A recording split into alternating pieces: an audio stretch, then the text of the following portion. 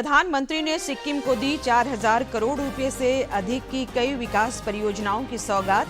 कहा, सिक्किम एक भारत श्रेष्ठ भारत का प्रतीक।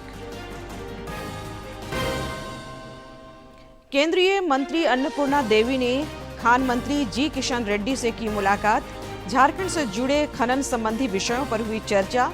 अभ्रक और अन्य खनिज भंडारों पर भी हुई बातचीत।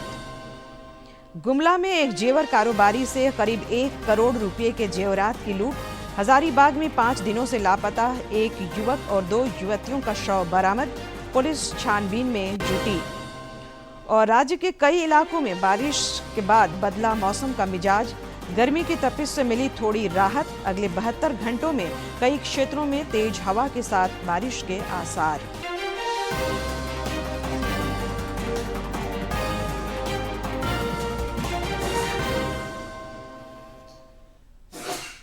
नमस्कार, खबरें झारखंड में आपका स्वागत है। मैं हूं संध्या देमता और अब समाचार विस्तार से।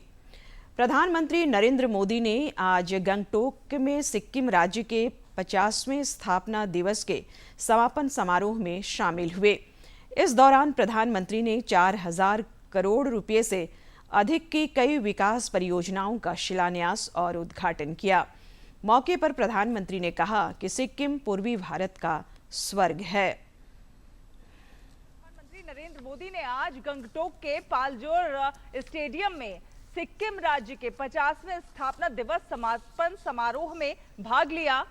प्रधानमंत्री नरेंद्र मोदी ने राज्य में 4000 करोड़ रुपए से अधिक की लागत की कई विकास परियोजनाओं का उद्घाटन, लोकार्पण और आधारशिला रखी। इन परियोजनाओं में आपको बता दें, अवसंरचना, कनेक्टिविटी, स्वास्थ्य सेवा, शिक्षा, बिजली, शहरी विकास, पर्यावरण, पर्यटन और कृषि सहित व्यापक क्षेत्र शामिल हैं और इसका उद्देश्य सिक्किम में समग्र और समेकित विकास में तेजी लाना है। मुख्य परियोजनाओं में नामची जिले के यानगांग में 100 बिस्तरों वाले आयुर्वेद अस्पताल के लिए आधारशिला रखी गई।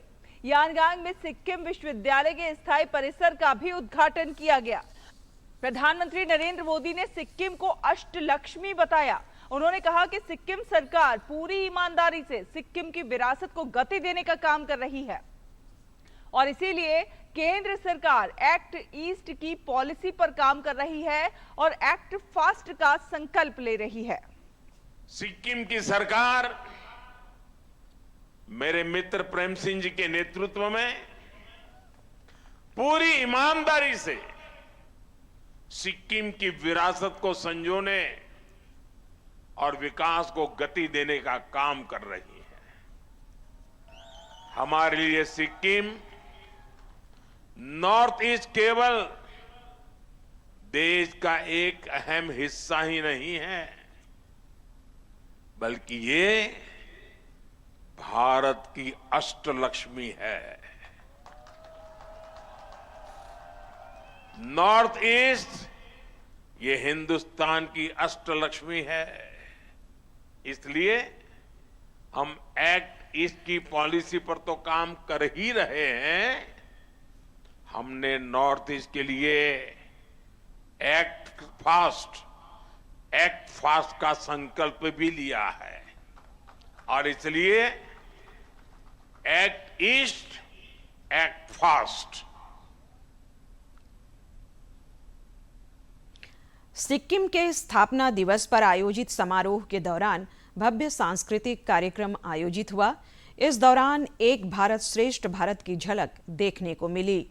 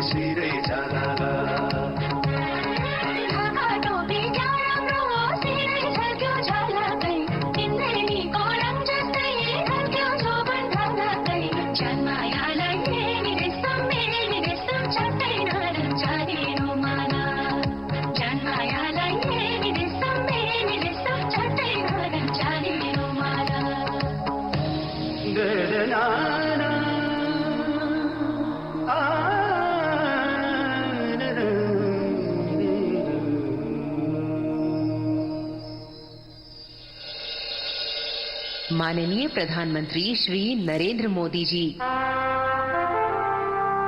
आपके दूरदर्शी नेतृत्व में देश विकसित भारत 2047 के संकल्प के साथ तेजी से प्रगति कर रहा है। पिछले वर्षों में देश ने आपके कुशल नेतृत्व में अर्थव्यवस्था, विज्ञान, प्रौद्योगिकी, रक्षा, शिक्षा, सामाजिक न्याय, कृषि, विदेश नीति और आधारभूत संरचना के क्षेत्र में उल्लेखनीय उपलब्धियां हासिल की हैं। हम समस्त सिक्किम वासी ये संकल्प लेते हैं कि विकसित सिक्किम के माध्यम से विकसित भारत 2047 के निर्माण में अपना पूर्ण योगदान देंगे। प्रधानमंत्री नरेंद्र मोदी ने सांस्कृतिक कार्यक्रम की सराहना करते हुए इसे एक भारत श्रेष्ठ भारत की विशेष अनुभूति बताया। जब देश में राजनीतिक स्वार्थ के चलते भाषावाद, प्रांतवाद, ऊंच नीच, देश में भेदभाव के लिए लगातार कोशिश हो रही है, आज सिक्किम ने एक भारत श्रेष्ठ भारत के दर्शन करा दिए। उन्होंने इस छोटे से कार्यक्रम में पूरा हिंदुस्तान आंखों के सामने खड़ा कर दिया। केंद्रीय महिला एवं बाल विकास मंत्री अन्नपूर्णा देवी ने नई दिल्ली में केंद्रीय कोयला एवं खान मंत्री जी किशन रेड्डी से मुलाकात की। इस दौरान उन्होंने केंद्रीय मंत्री से झारखंड में कोयला, अभ्रक और खनन संबंधी महत्वपूर्ण विषयों पर विस्तृत चर्चा की। यह मुलाकात राज्य के खनिज संपदाओं और खनन से जुड़े मामलों के समाधान के लिहाज से अहम माना जा रहा है। गुमला जिले के घाघरा प्रखंड मुख्यालय में एक सोना व्यवसायी से तकरीबन 1 करोड़ रुपए के जेवरात की लूट हुई है। बताया जा रहा है कि व्यवसायी अपना दुकान बंद कर घर जा रहा था। घर पहुंचने से पहले ही अज्ञात अपराधियों ने गोलीबारी कर बाइक के डिक्की में रखे सोने के जेवरात लूट लिए। इस मामले में गुमला एसडीपीओ सुरेश प्रसाद यादव ने बताया कि पुलिस मामले की जांच कर रही है। हजारीबाग जिले के मुफस्सिल थाना क्षेत्र से पिछले 5 दिनों से लापता एक युवक और 2 युवतियों के शव पोता जंगल स्थित नदी से बरामद किया गया है। इस संबंध में सदर एसडीपीओ अमित आनंद ने बताया कि मामले की तहकीकात की जा रही है। इधर परिजनों ने मुफस्सिल थाना पुलिस पर मामले की गंभीरता से नहीं लेने का आरोप लगाया है।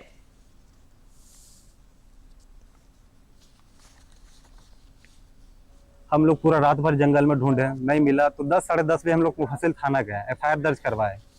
एफआईआर दर्ज कराने के बाद थाना वाला थोड़ा हरकत में आया और वो झूठ झूठ कदर मुरांगी तरफ ढूंढा।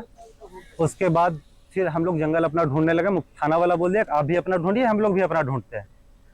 हम लोग लड़का लड़की को बहुत ढूंढे जंगल में, दिन को दिन नहीं समझे, रात को रात नहीं समझे, दिन रात पूरा फैमिली, मेरा यहाँ तक कि मेरा गाँव का एक आदमी पूछ लीजिए, सब कोई जंगल में भटका है कि कहाँ है बच्चा लोग। लेकिन हम लोग को पौता के जंगल में नदी में मार के फेंका हुआ है। इधर स्वास्थ्य मंत्री डॉक्टर इरफान अंसारी ने हजारीबाग सदर अस्पताल पहुंचकर पीड़ित परिजनों से मुलाकात की और गहरी संवेदना व्यक्त की। इसके बाद उन्होंने जिला प्रशासन, स्वास्थ्य विभाग और पुलिस अधिकारियों के साथ समीक्षा बैठक कर मामले के हर पहलुओं पर चर्चा की। उन्होंने अधिकारियों को आरोपियों की जल्द गिरफ्तारी के निर्देश दिए और परिजनों को हर संभव मदद का भरोसा दिलाया। सिमडेगा सदर अस्पताल क्षेत्र के सलडेगा में एक समारोह के दौरान हथियार के बल पर मारपीट के मामले का पुलिस ने खुलासा कर लिया है। पुलिस उपाधीक्षक रणवीर सिंह ने बताया कि जांच में पता चला कि घटना में प्रयुक्त पिस्टल खिलौना जैसा लाइटर गन था। उन्होंने कहा है कि मारपीट की घटना के अन्य पहलुओं की भी जांच की जा रही है। कल मुफस्सिल थाना के रहने वाले आदर्श प्रसाद हैं, उन्होंने एक आवेदन दिया था कि उनके साथ जो है 3 नामजद व्यक्ति, जिसमें सौरभ प्रसाद, प्रशांत प्रसाद, विक्रम प्रसाद और अन्य 2 लोग बंदूक दिखा करके और मारपीट की है। इस पूरे मामले की जांच की गई और अब तक की पूरी जांच के क्रम में यह बात स्पष्ट हुई है कि जो बंदूक दिखाने की जो बात की थी वो बंदूक नहीं थी, बल्कि एक डमी और खिलौना जैसा एक लाइटर होता है, वो निकला है। उसको बरामद भी किया गया है, उसको जब्त कर लिया गया है। केंद्र सरकार ने प्रधानमंत्री राष्ट्रीय बाल पुरस्कार के लिए नामांकन आमंत्रित किए हैं। यह राष्ट्रीय स्तर का एक प्रतिष्ठित पुरस्कार है जो प्रतिवर्ष देश भर के बच्चों की असाधारण उपलब्धियों को मान्यता देने के लिए प्रदान किया जाता है। महिला एवं बाल विकास मंत्रालय ने बताया कि यह पुरस्कार उन बच्चों को दिया जाता है जो वीरता, खेल, सामाजिक सेवा, विज्ञान एवं प्रौद्योगिकी, पर्यावरण और कला एवं संस्कृति के क्षेत्रों में राष्ट्रीय स्तर पर पहचान के पात्र है। भारत में रहने वाला कोई भी भारतीय नागरिक जिसकी आयु 31 जुलाई 2026 तक 5 वर्ष से 18 वर्ष के बीच हो, इन पुरस्कारों के लिए पात्र हैं। राजधानी रांची की सड़कों पर सफर करना इन दिनों ट्रैफिक नियमों की अनदेखी के कारण जोखिम भरा होता जा रहा है। रांची पुलिस के हालिया आंकड़े बताते हैं कि हर दिन लगभग 2000 चालान काटे जाते हैं। इसके बाद भी हर महीने औसतन 10 से 15 लोग सड़क हादसों में जान गंवा देते हैं। इसी गंभीर विषय पर देखिए हमारी ये खास रिपोर्ट। रांची की सड़कों पर बिना हेलमेट दोपहिया वाहन चलाना अब न केवल आपकी जेब पर भारी पड़ रहा है, बल्कि ये जानलेवा भी साबित हो रहा है। पुलिस के आंकड़ों के अनुसार खराब गुणवत्ता वाले हेलमेट और हेलमेट ना पहनने की जिद हर महीने 10 से 15 परिवारों के चिराग बुझा रही है। इस मुद्दे पर ट्रैफिक पुलिस अधीक्षक राकेश सिंह ने कड़ी चिंता व्यक्त की है। देखिए, ये बात सही है कि राजधानी रांची में प्रतिदिन औसत जो चालान कटता है वो लगभग 3000-3500 प्रतिदिन लोगों का चालान कट रहा है। उसमें से 60 से 65% जो चालान होता है वो विदाउट हेलमेट जो लोग गाड़ियाँ चला रहे हैं उनका काटा जाता है। और उसमें से जो सेकंड थर्ड हाईएस्ट हैं वो सीट बेल्ट का उपयोग ना करना, रॉन्ग साइड ड्राइविंग करना, रैश ड्राइविंग करना, रॉन्ग पार्किंग करना, इस तरह का होता है। और ये बात आपकी सही है कि जो मैक्सिमम डेथ होता है वो हेलमेट का उपयोग या अच्छी क्वालिटी का हेलमेट ना उपयोग करने की वजह से ही मैक्सिमम डेथ होता है, क्योंकि मिनिस्ट्री का भी डेटा है कि जो 65 से 70% डेथ होता है वो हेलमेट का उपयोग ना करने की वजह से होता है। तो मेरा समस्त रांची वासियों से ये निवेदन रहेगा, प्रार्थना रहेगी कि आप लोग हेलमेट का उपयोग ज़रूर करिए। हेलमेट खरीद रहे होते हैं तो इस बात का विशेष ध्यान दें कि अच्छी क्वालिटी का हेलमेट होना चाहिए, क्योंकि अगर आप कुछ पैसे बचाने की खातिर अगर घटिया क्वालिटी का हेलमेट उपयोग करते हैं तो एक्सीडेंट होने की परिस्थिति, उस स्थिति में वो आपकी सुरक्षा नहीं कर पाते हैं। ट्रैफिक पुलिस की ओर से लगातार चलाए जा रहे जागरूकता अभियानों के बावजूद नियमों को न मानने वालों की कमी नहीं है। ट्रैफिक पुलिस अधीक्षक राकेश सिंह ने बताया कि पुलिस हर संभव प्रयास कर रही है कि लोगों की लापरवाही को कम किया जाए और शहर की यातायात व्यवस्था को सुगम बनाया जा सके। नाटक वगैरह कई सामाजिक संस्थाओं के साथ अवेयरनेस ड्राइव चलाते हैं। हमारे जो अपने भी ट्रैफिक पर जो पुलिस पर्सनल हैं और जो जवान हैं उनके साथ अवेयरनेस ड्राइव चलाते हैं बीच बीच में हर जगह पे। और दूसरा है प्यूनिटिव मेजर, जिसके तहत हम लोग हर दिन रैंडम जगहों पे चेकिंग लगाते हैं और हमारा ऑनलाइन कैमरा से भी चालान कटता है और दोनों टीम लगातार काम करती रहती है, ग्राउंड पे भी और कैमरे के माध्यम से भी चालान काटा जाता है। सुरक्षा के साथ साथ राजधानी रांची में खराब पार्किंग भी एक बड़ी समस्या बनी हुई है। मुख्य सड़कों और व्यस्त इलाकों में बेतरतीब खड़े वाहन न केवल जाम का कारण बनते हैं बल्कि हादसों को भी न्योता देते हैं।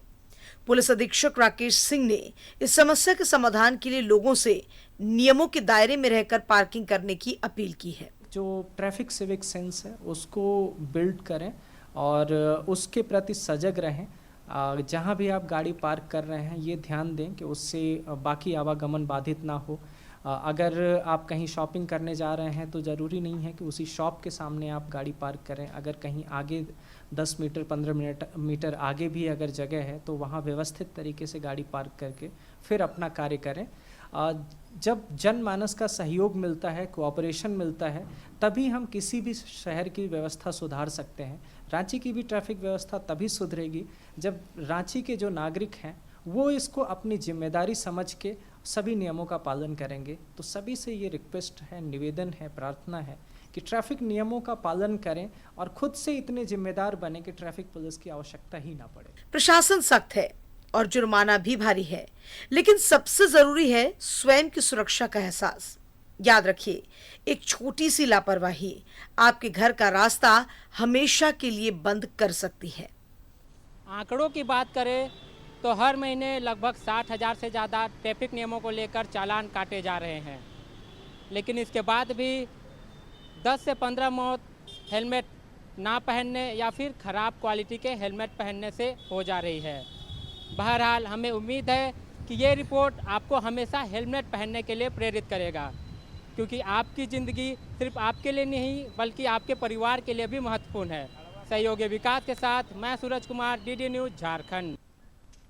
विराम के बाद खबरें झारखंड में आपका फिर स्वागत है। बढ़ेंगे अगले खबर की ओर। रक्षा मंत्री राजनाथ सिंह आज संघाई सहयोग संगठन की रक्षा मंत्रियों की बैठक में शामिल हुए। इस दौरान श्री सिंह ने कहा कि ऑपरेशन सिंदूर ने भारत के इस पक्के इरादे को दिखाया है कि आतंकवाद के केंद्र अब उचित सजा से बच नहीं सकते। उन्होंने आतंकवाद, अलगाववाद और उग्रवाद से निपटने के लिए एकजुट मोर्चा बनाने का आह्वान किया, जिसमें आतंकवादियों के सुरक्षित ठिकानों को खत्म करना और किसी भी तरह की राजनीतिक छूट को अस्वीकार करना शामिल हो। ऑपरेशन सिंदूर के दौरान हमने यह स्पष्ट कर दिया कि आतंकवाद के केंद्र अब सजा पाने से किसी प्रकार से बच नहीं सकते। आतंकवाद और उसके समर्थकों के प्रति यह हमारे जीरो टॉलरेंस के दृष्टिकोण का प्रमाण था, जिसे प्रतिष्ठित मंच ने भी स्वीकार किया है। लेकिन हमारी कलेक्टिव क्रेडिबिलिटी अपनी कसौटी पर तब खरी उतरती है जब इसकी निरंतरता बनी रहे। हमें यह नहीं भूलना चाहिए कि आतंकवाद का न कोई देश होता है और न कोई धर्म। टेररिज्म और इनोसेंट ह्यूमैनिटेरियन लॉस के लिए कोई भी वजह, चाहे वह वास्तविक हो या काल्पनिक, जायज नहीं है। एक्सट्रीमिज्म, रेडिकलिज्म और टेररिज्म के रूप में एक और गंभीर चुनौती का सामना कर रहे हैं। आज के उभरते वर्ल्ड ऑर्डर में आतंकवाद सबसे बड़ा खतरा बनकर सामने आया है। इसी पृष्ठभूमि में एससीओ एक ऐसे ऑर्गेनाइजेशन के रूप में सामने आया जो हमारे शेयर्ड वैल्यूज पर आधारित है। इस संगठन ने हमेशा आतंकवादी विचारधाराओं और गतिविधियों की कड़ी निंदा की है और आतंकवाद के विरुद्ध सामूहिक संघर्ष को अपना आधार बनाया है। इसलिए आतंकवाद के खिलाफ लड़ाई इस संगठन के मूल सिद्धांतों में शामिल है। पश्चिम बंगाल में दूसरे और अंतिम चरण के लिए कल वोट डाले जाएंगे। दूसरे चरण में 142 सीटों पर मतदान होना है, जिसमें 1448 उम्मीदवार मैदान में हैं। चुनाव आयोग ने निष्पक्ष चुनाव के लिए सुरक्षा के कड़े इंतजाम किए हैं। यहां 11 अतिरिक्त पुलिस पर्यवेक्षक भी तैनात किए गए हैं। पश्चिम बंगाल में विधानसभा चुनाव के दूसरे चरण के लिए चुनावी तैयारियां अब अंतिम चरण में है और सुरक्षा व्यवस्था को अभूतपूर्व स्तर तक मजबूत किया गया है। दूसरे चरण में राज्य के 142 विधानसभा क्षेत्रों में मतदान होना है, जिसमें 3 करोड़ 21 लाख से ज्यादा मतदाता अपने मताधिकार का प्रयोग करेंगे। इसके लिए 41,000 से ज्यादा मतदान केंद्र बनाए गए हैं और हर बूथ पर वेबकास्टिंग, सीसीटीवी और माइक्रो ऑब्जर्वर्स के जरिए निगरानी रखी जाएगी। इस बार मतदान केंद्रों के साथ साथ वहां तक जाने वाली सड़कों को भी सीसीटीवी कवरेज में लाया गया है, ताकि मतदाताओं को डराने धमकाने की किसी भी कोशिश को रोका जा सके। सुरक्षा के लिहाज से केंद्रीय सशस्त्र पुलिस बलों की व्यापक तैनाती की गई है। 160 मोटरसाइकिलों पर सवार सीएपीएफ जवान संवेदनशील इलाकों में लगातार गश्त करेंगे। राज्य पुलिस और केंद्रीय बलों के बीच बेहतर समन्वय सुनिश्चित किया गया है, जबकि सेक्टर मजिस्ट्रेट और क्विक रिस्पांस टीम भी तैनात रहेगी। विश्व नृत्य दिवस के उपलक्ष्य में जमशेदपुर में सांस्कृतिक संस्था डैनफिट इंटरनेशनल द्वारा नृत्य संध्या का आयोजन किया गया। कार्यक्रम में भारत की समृद्ध सांस्कृतिक विरासत की अद्भुत झलक देखने को मिली। जमशेदपुर में आयोजित नृत्य संध्या में कथक, भारतनाट्यम और ओडिसी जैसे शास्त्रीय नृत्यों की प्रस्तुतियों ने दर्शकों को मंत्रमुग्ध कर दिया।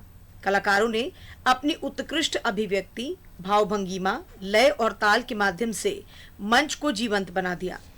संस्था के नृत्य निदेशक मिष्टू मुखर्जी ने शिव वंदना की प्रस्तुति दी।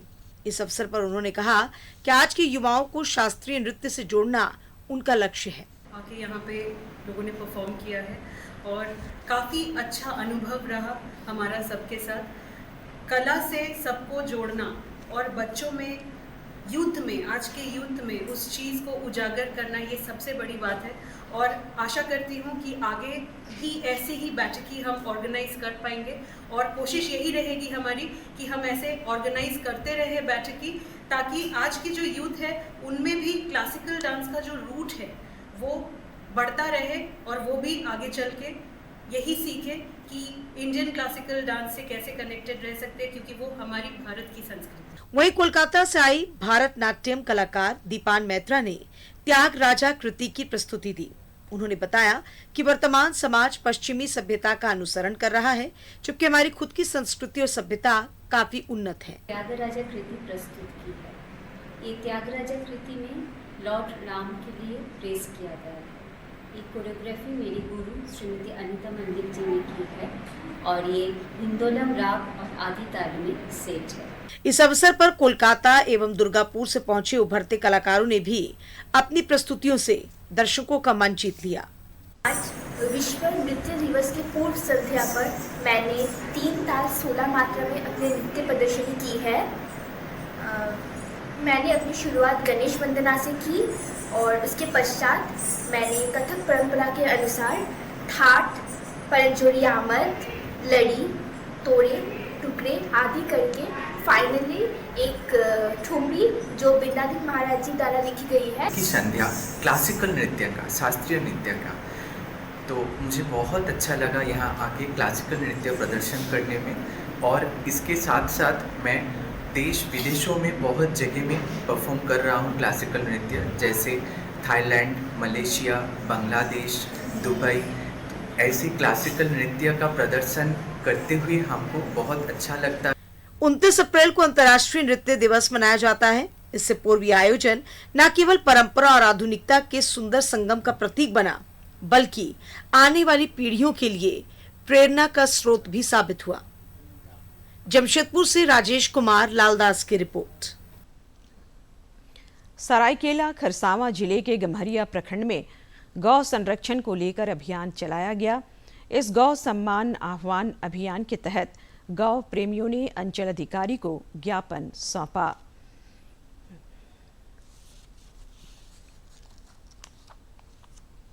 गौ संरक्षण के लिए शुरू हुए इस गौ सम्मान आह्वान अभियान की आहट सरायकेला खरसावां जिले के गम्हरिया प्रखंड में भी सुनाई दी।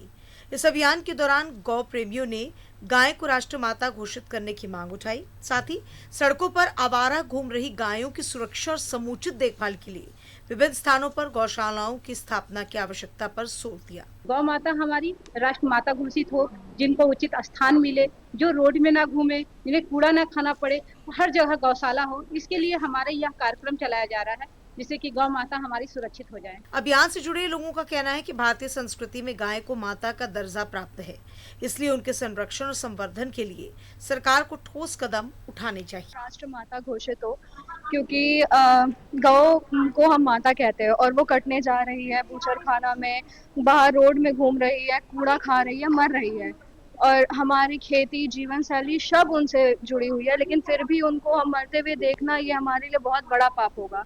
तो बस उसी लिए सब लोगों ने, गौ भक्त, महिला, पुरुष, सब ने कदम उठाया है और हम यहाँ ब्लॉक में आए हैं, जहाँ पे हम ये सबमिट करेंगे फॉर्म, जो कि सीधा राष्ट्रपति और सारे लोग को जाएंगे, ताकि गौ माता को राष्ट्रमाता घोषित किया। ये अभियान प्रखंड से लेकर जिला स्तर तक चलाया जा रहा है, जिससे अधिक संख्या में लोग इस अभियान से जुड़ सकें और सरकार का ध्यान इस ओर आकृष्ट कराया जा सके।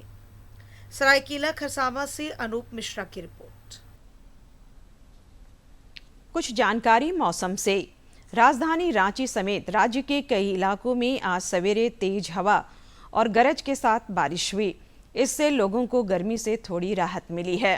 मौसम विज्ञान केंद्र के पूर्वानुमान के अनुसार अगले 72 घंटों तक राज्य के कई हिस्सों, खासकर उत्तर पूर्वी, दक्षिण पूर्वी और मध्य झारखंड के कई इलाकों में तेज हवा और गरज के साथ बारिश होने की संभावना है। इस दौरान वज्रपात होने के भी आसार हैं, जिसे लेकर चेतावनी जारी की गई है।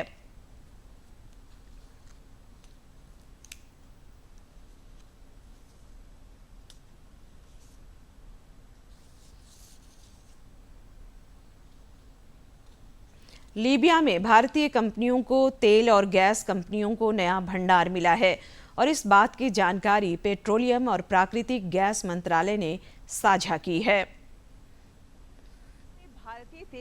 भारतीय कंपनियों को तेल और गैस का नया भंडार मिला है और इस बात की जानकारी पेट्रोलियम और प्राकृतिक गैस मंत्रालय ने साझा की है। आपको बता दें, ग्राफिक्स के जरिए आपको समझाते हैं कि लीबिया तेल और गैस का वहां पर जिस प्रकार से भंडार मिला है कितना महत्वपूर्ण है और इससे कितना फायदा होने वाला है। भारतीय ऊर्जा कंपनियों के बढ़ते वैश्विक विस्तार का ये एक बेहद मजबूत उदाहरण बनकर सामने आया है। पेट्रोलियम एवं प्राकृतिक गैस मंत्रालय ने इस बात की जानकारी सौंपी है। केंद्रीय मंत्री हरदीप सिंह पुरी ने इस बात की जानकारी साझा की है। उन्होंने कहा है कि ये खोज रणनीतिक अंतर्राष्ट्रीय साझेदारी के महत्व की प्रदर्शक है।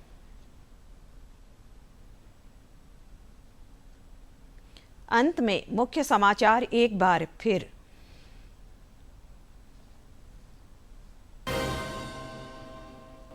प्रधानमंत्री ने सिक्किम को दी 4000 करोड़ रुपए से अधिक की कई विकास परियोजनाओं की सौगात। कहा, सिक्किम एक भारत श्रेष्ठ भारत का प्रतीक। केंद्रीय मंत्री अन्नपूर्णा देवी ने खान मंत्री जी किशन रेड्डी से की मुलाकात। झारखंड से जुड़े खनन संबंधी विषयों पर हुई चर्चा।